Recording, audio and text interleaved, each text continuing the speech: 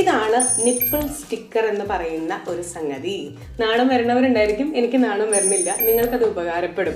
Like ഇപ്പോൾ dancers ആണെങ്കിലും അല്ലെങ്കിൽ ടീഷർട്ട്സ് വെയർ ചെയ്യുന്നവരാണെങ്കിലും കുറച്ച് ബസ്റ്റി ആയിട്ടുള്ളവരാണെങ്കിലും നമ്മൾ ഇത് വെയർ ചെയ്തതിന് ശേഷം നമ്മുടെ ബ്രാ ഇടുകയാണെന്നുണ്ടെങ്കിൽ വളരെ ക്ലീൻ ആൻഡ് ക്ലിയർ ആയിരിക്കും, ഒരു പ്രശ്നം ഉണ്ടാവില്ല. അല്ലെങ്കിൽ ഭയങ്കര ട്രാൻസ്പെറൻ്റ് ആയിരിക്കും നമ്മൾ തിന്നായിട്ടുള്ള ടീഷർട്ട്സ് ഒക്കെ ഇടുമ്പോൾ കേട്ടോ.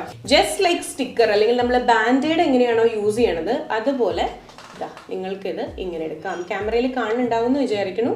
സി സ്റ്റിക്കർ പോലെ ഇങ്ങനെ എടുത്തിട്ട് ഇതാണ് ഒട്ടിക്കേണ്ട പോർഷൻ. കണ്ടോ, ഇവിടെ നല്ല ഗമ്മി ഫീൽ ആയിരിക്കും. നമുക്കിതൊരു 2 to 3 times ഒക്കെ നമുക്ക് യൂസ് ചെയ്യാം. നമ്മൾ ജസ്റ്റ് ഇവിടെ ഒന്നിങ്ങനെ സ്റ്റിക്ക് ചെയ്ത് വെക്കണം. നമ്മുടെ നിപ്പിളിന്റെ പോർഷനിൽ നമ്മളിത് സ്റ്റിക്ക് ചെയ്ത് വെക്കണം, അത് അവിടെ ഒട്ടിയിരുന്നോളും.